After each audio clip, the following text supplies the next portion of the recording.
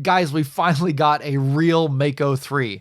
Orient just released a few new batches of an updated version of the Mako, and I just got both of them in the mail, so I'm going to do an unboxing today. We're going to check them out and see what they look like, and then I'll be following up those unboxings with full reviews in the coming weeks. So let's open up and see what they look like.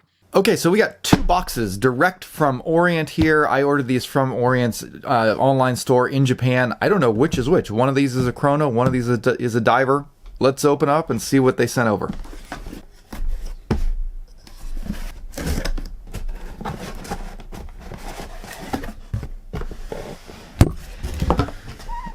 Okay, so not much exciting in here. It seems like Orient's standard packaging. All right, let's open this up, see what we got. Okay, so this is the chronograph. So as you can see, solar powered.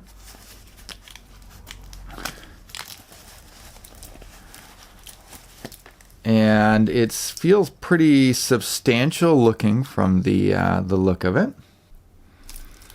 We do have a screw down crown. And let's try the pushers. So yeah, not like a Mecha Quartz feel or anything like that. You know, it's got a little bit of a tactile feedback, smooth sweep back.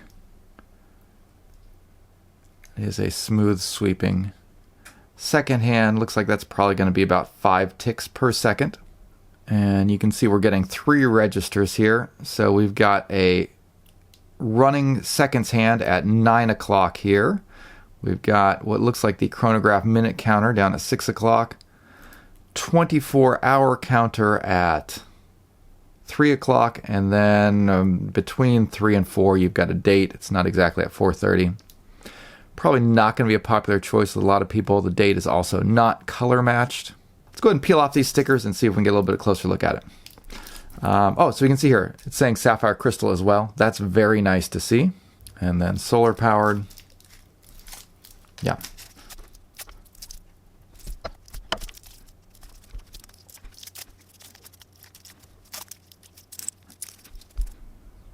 Okay, let's go ahead and zoom in on the dial a little bit. So this one is the Pepsi version. The dial, I don't know how well it's picking up here, but it's a really beautiful shade of blue. It does get a lot of light play, so it goes to a very dark, almost black if it's catching the shade, but if you catch a little bit of light, it's an almost royal blue color that comes up. I really like what they've done there.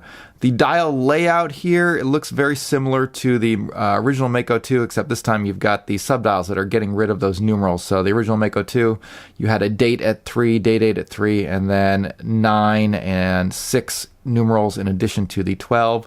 The hour markers are the same. They look a little bit sharper. On the old Mako 2, it looked maybe a little bit softer edges. It's a little bit sharper cut out. I like the way this one looks. And then you've got those sword-shaped hands. Nice to see the red second hand paired up with the red minute hand for the chronograph. So you recognize the chronograph features are in red.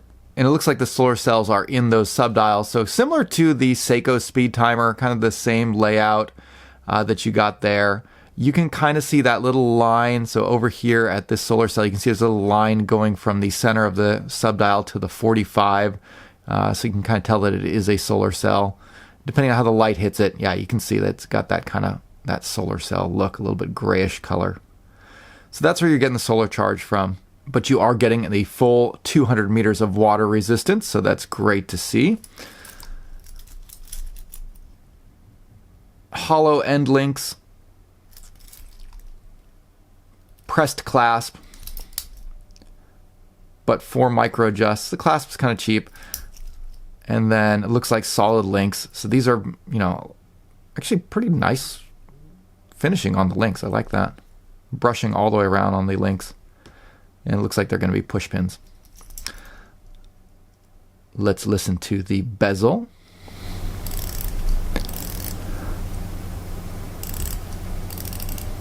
Okay, so soft bezel action, a little bit springy, but not bad. Yeah, it's a lot lighter action than some other ones that I've seen.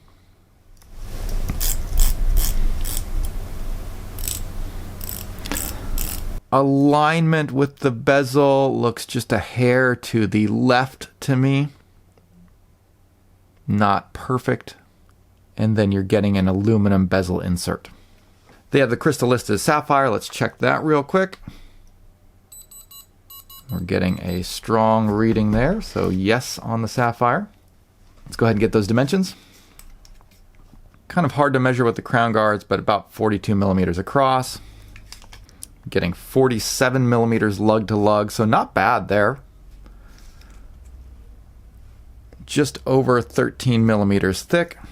And on the Chrono, we're getting 22 millimeter lugs. So a little bit larger than the original Mako. Here it is side by side with the Komatsu. So you can see it does look a little bit larger. But the bezel looks the same. It's got those kind of little grooves digging into the bezel insert.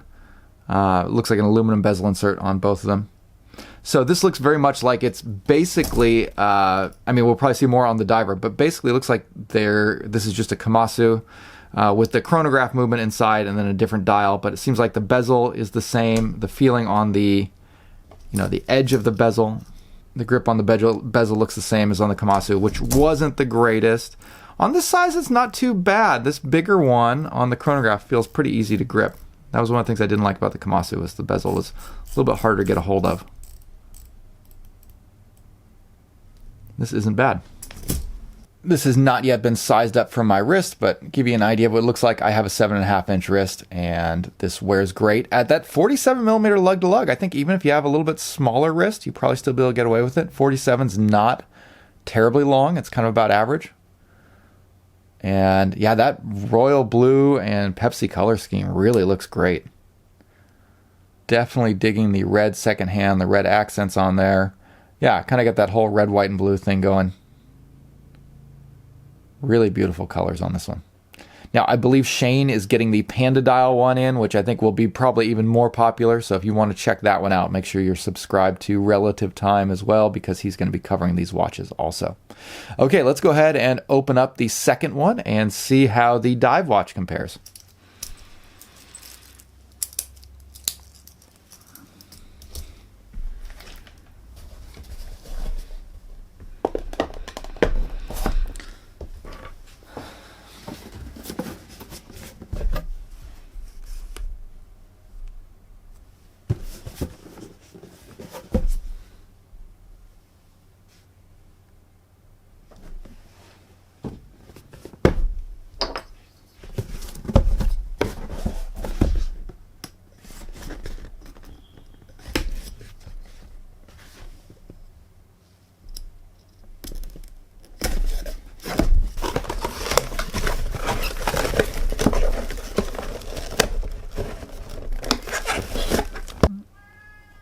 Okay, so no surprises here. We know what's going to be in this one, or at least we think we do. Let's see. I guess the real color is real question is, which color did I get?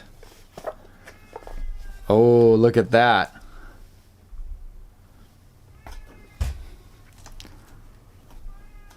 So this one, I believe, is a JDM exclusive. I think this is an exclusive to the Orient online store, if I read the Japanese right. And wow, that is a cool looking dial. So this is definitely a colorway you didn't see on the original Makos. So this is kind of a burnt orange color. It goes from orange, fades to black, and then the bezel, you're getting an orange and gray, so really cool colors there. This one's the JDM model, so you are getting the kanji date, as you can see. So that's the Monday. Kanji for Monday, also the kanji for moon, if anybody's into Japanese. But here you're seeing the more traditional Mako dial, where you're getting the 12, 9, and 6 day date with a framing around it. So framed day date there. And the big exciting change here, so obviously you're getting the new color schemes, but you're finally getting a sapphire crystal.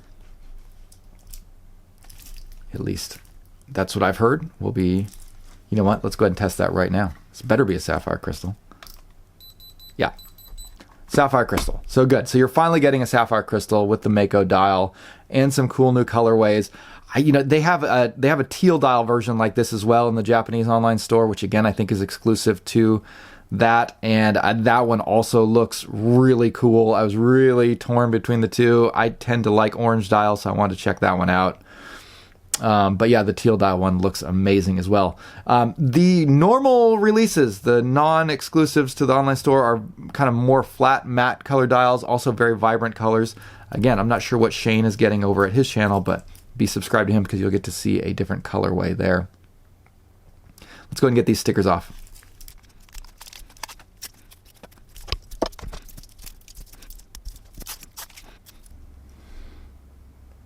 Okay, so here you can see that new colorway, and this dial really pops. There's not hard to show you the colors. On the chronograph, that dial really is going to kind of fade away if you're not getting bright light on it. This orange dial on the diver is much more vibrant.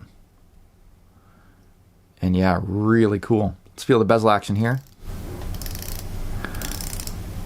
Yeah, again, that same kind of softer, little bit springy bezel action. Not bad. And alignment here looks good.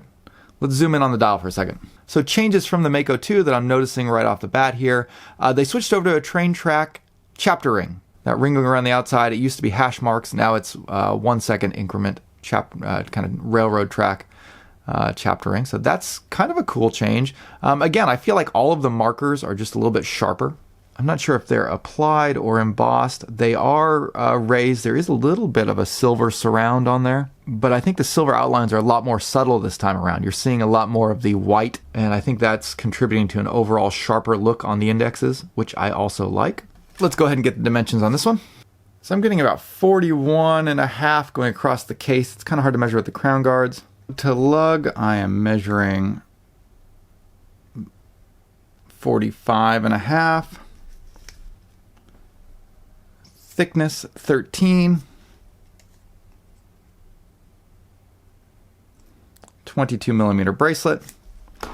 Again, you're getting 200 meters of water resistance. Sapphire crown.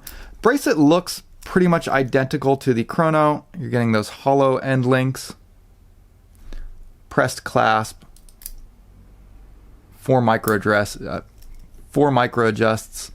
Yeah, 22 millimeter width, so probably the same bracelet. And yeah, here it is with the Komatsu. And again, I think as near as I can tell, the case and bezel and bracelet are basically identical from the Komatsu. The only difference on this one is you're getting different color on the bezel insert, different dial colors, different dial finish, and then different hands and markers. So the dial and the hands and markers are different, but it seems like the case and bracelet and bezel is basically the same. So what Orient has finally gotten around to doing, I think, is sort of recreating the Mako and Ray, which were both really popular a few years ago. So it's cool that they're giving you options. If you like the dial with the 12, 9, and 6, if you like the colors, just the overall different look of the Mako, you now have that option. And speaking of options, they're now giving you the option for a dive chronograph. So if you're into chronographs, you can get one of those.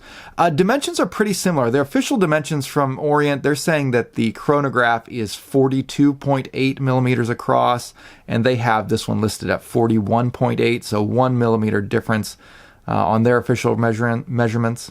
But it seems like the bezel is actually the same on them. Let me throw the diver on wrist. And there you go, again on my 7.5 inch wrist.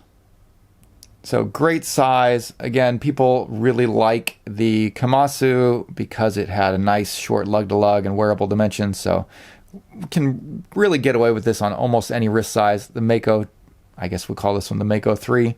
Same dimensions as the Komatsu. Okay, so let's wrap this up. Final look at the two of them together. Yeah, and also I just noticed this, but on the chronograph they kept the tick marks, so more detailed. So that's got 1/5 of a second tick marks on the chapter ring. So that will allow you to make accurate timings on that. So really cool new releases from Orient. Again, not a huge change. It's basically a Komatsu with a different dial and handset, but I feel like they've done a good job of distinguishing the two lines. The Komatsu has a much more serious look to it, in my opinion. Again, reminiscent of the Ray, and now we've got the Mako, so we're kind of back to Mako and Ray again. I almost wonder by now if we should change the name of the Komatsu back to the Ray, because this is basically a Ray with the Sapphire Crystal, especially the new versions that have the circular markers, and maybe this is the official Mako 3 now. But the Mako, definitely a more fun colorway. I think just a more fun layout with the sword-shaped hands, those numerals at 12, 9, and 6. So nice to see that they're giving you two different options. And then, speaking of options, definitely adding a chronograph. This is something that's new. This is really the one that's maybe the big new thing from Orient. They haven't had a solar-powered dive chronograph like this for a while. This kind of, I think, competes favorably with the Seiko speed timers. A little bit larger, so I think the Seiko speed timer topped out at 41 millimeters for the newest one. And this is much more affordable. And they've got some cool sporty colorways for that as well. Okay, let's take a quick look at the Lume. Okay, so here's the Mako dive watch. So getting a nice strong green glow. This does look very bright. I'll do a full Lume test when we get to the full review. Getting a Lume pip at the 12 on the bezel on the triangle, but none of the other things on the bezel are lumed. Also no lumed second hand, so that's sort of unusual for a dive watch. ISO standards would say you should have a lumed second hand, but they didn't do that. Here is the chronograph, and oddly, they did loom the second hand on the chronograph. So really, you should have a loomed second hand on the diver, but they didn't. Loomed bezel on the chronograph, so that's nice, I guess. Again, same strong, bright green glow. Orient typically has excellent lume, usually slightly better than Seiko from what I've seen on a lot of the models. But again, we'll be doing a full lume breakdown when we do the full reviews. But you're definitely getting good after dark performance from these watches. All right, so there you go. Pretty cool releases from Orient, and I'm really excited to put them both through full reviews. I will probably be reviewing the automatic dive watch first, and then later I'll probably be looking at the chronograph. And I believe Shane over at Relative Time also has both of these coming into his channel. So be keeping an eye on his to get some looks at some of the different colorways, because I think we got different colors. Probably around the chronograph review, we're going to try and do maybe a double review as well. So it's been a while since we've been done one of those. Excited about that. Let me know what you guys think of this first look of the new Orient Makos. And as far as pricing goes, the retail price on these, I think I paid around $350, but I've already started to see them for pre-order on Amazon for closer to $250, which is often what the Komatsu goes for. So I feel like eventually these will settle down into around that $250 price point. But as always with new releases, they start off at a high price. Everyone tends to flip out saying it's too expensive. And then after 6 months or a year, they settle down into a more reasonable price. And I think that's probably what's going to happen here. Anyways, that'll wrap it up for today. Thank you guys for watching. I'll see you next time. Bye.